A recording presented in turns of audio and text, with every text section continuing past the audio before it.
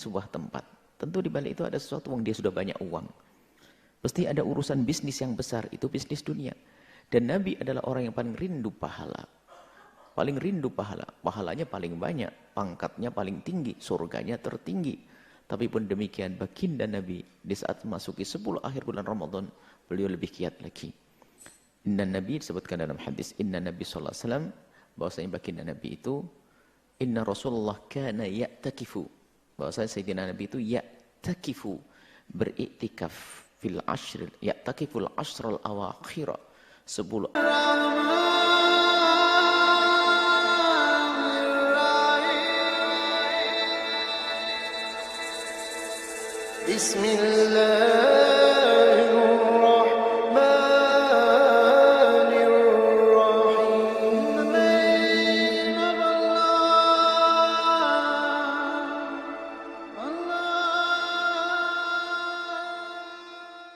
kelumit yang perlu kami hadirkan berkenaan dengan 10 akhir bulan Ramadan.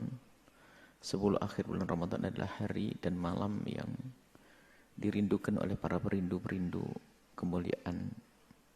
Imamnya perindu kemuliaan adalah Rasulullah.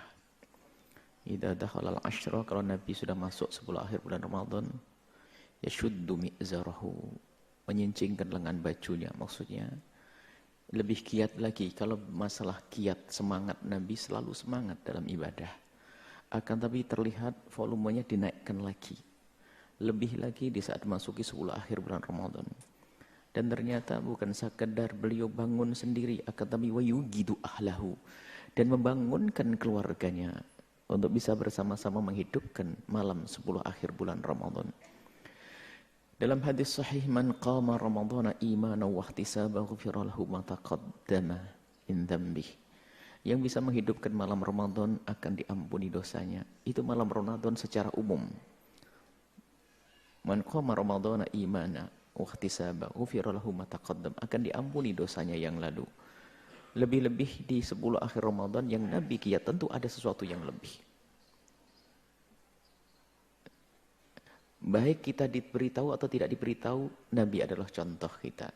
Orang yang pahalanya sudah orang yang paling kaya pahala pun ternyata semangat. Tentu ada apa-apa di balik itu semuanya.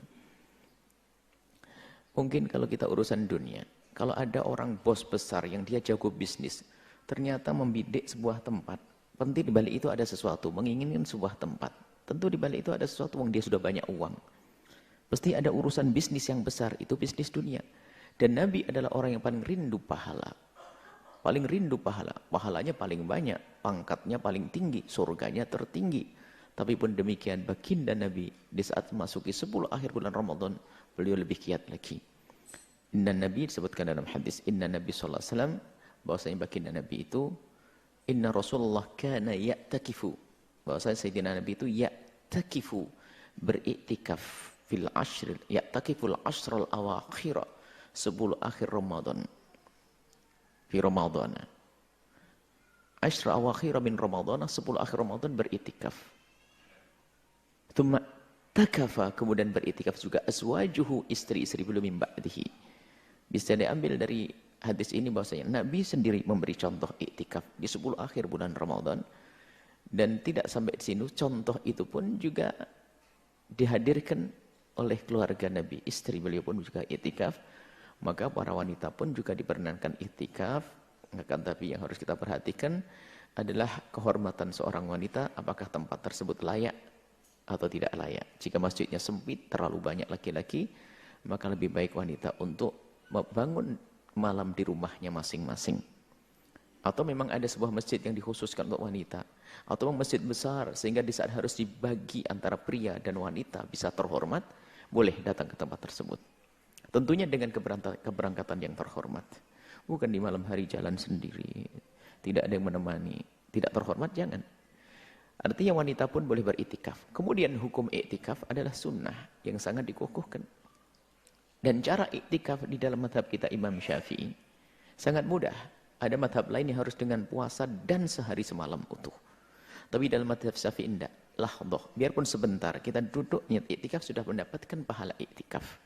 1 jam, 2 jam, 3 jam, pahala iktikaf. Kita mendapatkan pahala iktikaf. Sehingga Bagi siapapun yang duduk di masjid, jangan lupa niat iktikaf. Agar double duduk kita menjadi pahala. Duduk itu nggak ada pahalanya, duduk biasa. Kecuali duduk untuk ngaji, untuk belajar. Tapi duduk diem tok kalau sudah di masjid, tapi kok niat iktikaf menjadi ibadah. Baik, ini adalah maka dari itu, mari kita bersemangat di 10 akhir bulan Ramadan. Dan jangan seperti sebagian orang, hanya sibuk di tanggal ganjil saja, itu salah memahami. Nabi itu 10 akhir dihidupkan semuanya. Tapi kalau sudah ketemu hari ganjil, volumenya naik lagi, tambah. Seperti para kekasih-kekasih Allah, ulama-ulama yang kita ketemukan. Kita waktu berada di Hadramut sana, lihat. Mereka setiap malam 10 akhir Ramadan itu betul-betul kayak hari raya. Ibadahnya luar biasa. Cuman kalau sudah masuk tanggal ganjil itu biasanya ada plusnya. Bukan kita selain hari ganjil tidur, baru kalau tanggal 21 rame. Kalau tanggal 22 enggak, bukan begitu.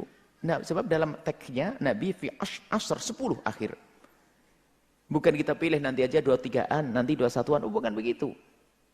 Akan tapi 10 yang disebut oleh Nabi, 10 akhir semuanya. Cuman kalau sudah ketemu hari ganjil, Nabi lebih semangat lagi. Maka sebagian masjid yang biasa dengan mengambil satu saja, itu susah diramaikan. Coba perhatikan. Kalau sebuah masjid yang biasa menghidupkan hanya tanggal 21 saja, misalnya Masjid Umar ini, Masjid Al-Bahjah.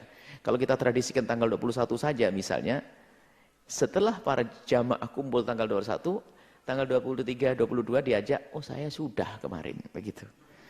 Yang biasanya tanggal 27 diajak kumpul tanggal 21 bilang, aku punya masjid tanggal 27 nanti aja. Padahal bukan begitu. Setiap malam. Berlomba-lomba. Kadang salah memaknai apa yang dilakukan para ulama. Misalnya di Hadramut kita menemukan tradisi yang luar biasa. Memang ada khatam Quran itu tanggal ganjil 21 di ini, 23 di mana, misalnya di Masjid Muhdhar, di masjid ini. Itu gebiarnya, puncaknya. Bukan berarti di hari yang lainnya sepi, nggak ada orang iktikaf di situ. Iktikaf tetap ada, full rame. Cuman kalau sudah pas hari ganjilnya, orang banyak berbondong-bondong dari masjid-masjid kecil datang ke tempat tersebut sehingga tampak lebih rame lagi. Jadi bukan berarti selain hari itu adalah diem, nggak ada iktikaf, nggak. Ini. Maka ayo kita budayakan, masih ada sisa waktu. Semalam kita malam 21, nanti malam 22. Maka kami himbau para tokoh dan sebagainya untuk membuat program. Ibu-ibu ya, yang haid, kebetulan ada yang haid. Bikin masakan yang enak, siapkan di situ. Langsung kayak jaga kayak warung gitu, jualan, biar yang itikaf nanti sahurnya ngambil ke saya, gitu saja, keluar. Jadi kemudian nyalakan lampu masjid, jangan gelap-gelap. Orang mau itikaf melihat masjid, mati gelap. Takut nggak jadi. Beri contoh. Jadi masjid itu hidup. Agar orang bisa beritikaf di situ. Jangan nunggu hari tanggal 20. Nabi menyebutkan 10 akhir itu ya 10. Kalau orang tahu hitungan 1, 2, 3. 2 juga masuk dalam 10. Bukan tanggal 21 saja. Bukan tanggal 23 saja. Memang berbicara tentang Lailatul Qadar, iya di hari ganjil arja. Lebih diharap. Di hari ganjil. Tapi bisa saja di hari genap. Bisa saja di hari genap. Bisa. Bukan harus di hari ganjil. Itu kan pengalaman Pak Ibnu Abbas, Sayyidina Abdullah bin Abbas, pengalaman Imam Syafi'i mengatakan tanggal 21, pengalaman. Sayyidina Abdullah bin Abbas tanggal 27, itu kan pengalaman pribadi bahwa di hari itu dia menemukan sesuatu. Baru disampaikan ke yang lainnya. Bukan berarti pasti di hari itu. Lalu kita pastikan Lailatul Qadaran, yuk besok Lailatul Qadaran. Wah. Kayak sudah pasti betul. Lailatul Qadar itu disembunyikan oleh Allah. Lailatul Qadar disembunyikan oleh Allah demi kebaikan kita semuanya. Sengaja disembunyikan biar kebaikan ini untuk kebaikan kita. Kalau seandainya Lailatul Qadar dikasih tahu sama Allah bahwasanya tanggal 21 tadi malam Lailatul Qadar, bingung Anda naik angkot nggak bisa, supir angkot pun berhenti masuk ke sana. Anda tidak bisa beli apapun, semuanya pergi ke masjid. Disembunyikan oleh Allah biar hidup ini jalan lancar semuanya. Yang jualan, yang angkot, yang pergi ini biar disembunyikan oleh Allah untuk kebaikan. Maka selagi disembunyikan ya, ayo kita hadang saja. Bagaimana hadang setiap malam ya ketemu. Misalnya di jatah, dia akan lewat selama 30 hari di sini. Kalau kita menghadangnya sehari ya kemungkinan ketemu ya kecil, 1 dibanding 30. Kalau kita menghadangnya 2 hari ya kemungkinannya ya 2 dibanding 30. Tapi kalau setiap malam kita hadang ya ketemu nanti. Setiap malam kita hadang ya ketemu. Karena kita menghadang Lailatul Qadar. Ada apa dengan Lailatul Qadar? Dikatakan khairun min alfi syahr. Lebih daripada 1000 bulan. Kalau kebetulan kita beramal baik, pas tepat di hari itu, lihat. Kita seperti beramal baik 1000 bulan. Selesailah urusan kita. Kemudian Allah akan memberikan kebaikan seorang hamba, akan ada perubahan dalam diri kita. Hati semakin tentram, hidup semakin indah. Semuanya, karena apa? Dia bertemu dengan Lailatul Qadar. Makanya ini dirindukan oleh para kekasih-kekasih Allah. Lailatul Qadar. Kemudian apa yang kita lakukan di malam Lailatul Qadar? Enggak ada beda dengan hari sebelumnya. Memperbanyak ibadah. Membaca Al-Quran khususnya. Kemudian sholat. Berzikir dan seterusnya. Paling tidak begini. Kalau sudah 10 akhir bulan Ramadan. Ya syuddu mi'zarahu. Kalau Nabi menyincingkan lengan baju. Itu ya paling tidak kita lebih giat deh. Dan juga kita kurangi segala yang menjadikan pahala-pahala ibadah kita menjadi berkurang. Mungkin harus 10 akhir anggap saja dari Ramadan. Kalau dari Ramadan nggak bisa ya 10 akhir Ramadan deh aku off. Offkan televisiku, offkan YouTubeku, off. Berat juga. Terus gimana? Baik, paling enggak kita buat perubahan. Di malam 10 akhir Ramadan ini. Kemudian ada doa khusus memang suatu ketika Siti Aisyah ditanya.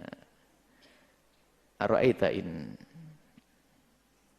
alimtu ay lailatul qadar ma aqulu fiha. Ya Rasulullah, kalau aku ketemu Lailatul Qadar itu doa apa yang sebaiknya aku baca? Nabi mengatakan, "Qul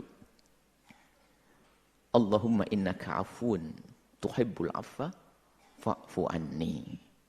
Allahumma, ya Allah, innaka 'afuwun, sungguh engkau Maha Pengampun, tuhibbul 'afwa, senang untuk memberikan pengampunan. Fa'fu anni, ampunilah aku. Maka perbanyaklah di sela-sela kesibukan Anda untuk mendapatkan Lailatul Qadar di bulan Ramadan ini, ya perbanyaklah membaca doa itu. Allahumma innaka 'afuwun tuhibbul 'afwa fa'fu anni. Ini doa. Kemudian juga ini hadis Nabi.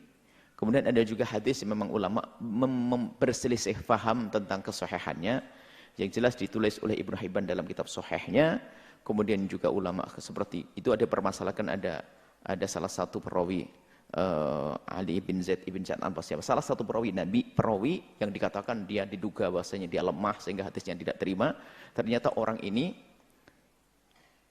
Ali bin Zaid ini dianggap ternyata oleh ulama hadis yang lain dianggap sebagai orang yang kuat, bisa dipakai. Artinya ada satu hadis yang ulama berbeda tentang kesahihannya. Ibnu Hibban mengatakan hadis ini sahih. Di situ disebutkan bahwasanya hadis panjang, hadis Salman Al-Farisi. Di antaranya bunyinya istakthiru min arba'i khisalin. Berbanyaklah engkau dengan 4 hal.